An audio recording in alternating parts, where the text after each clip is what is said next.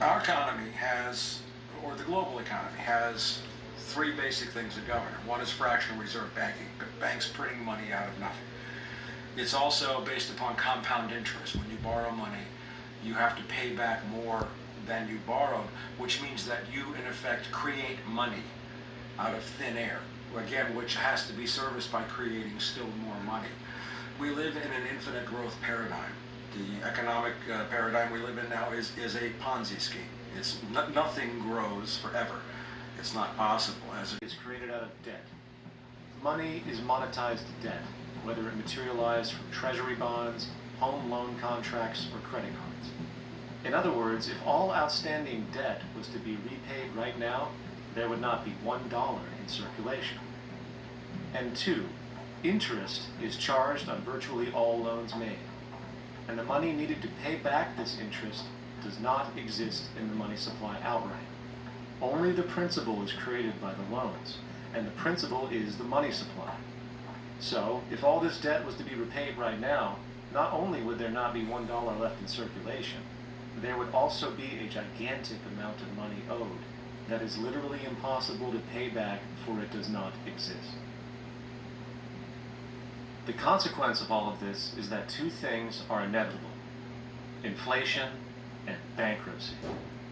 As far as inflation, this can be seen as an historical trend in virtually every country today, and easily tied to its cause, which is the perpetual increase of the money supply, which is required to cover the interest charges and keep the system going. As far as bankruptcy, it comes in the form of debt collapse.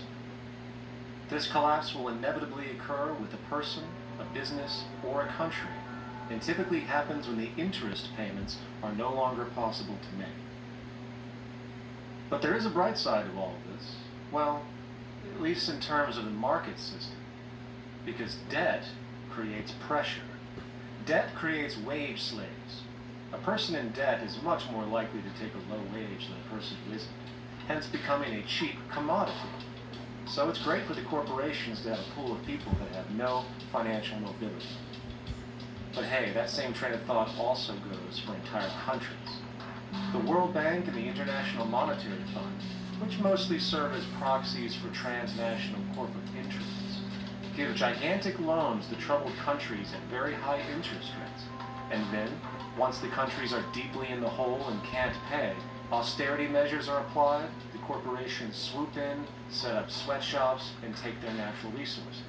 There's this unique hybrid of the monetary and market system called the stock market, which rather than, actually produce anything real, they just buy and sell money itself. And when it comes to debt, you know what they do? That's right, they trade it.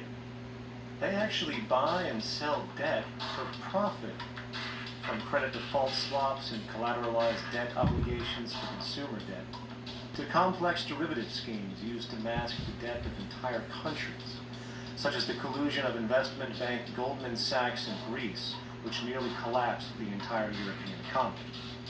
So when it comes to the stock market and Wall Street, we have an entirely new level of insanity born out of the money sequence of value.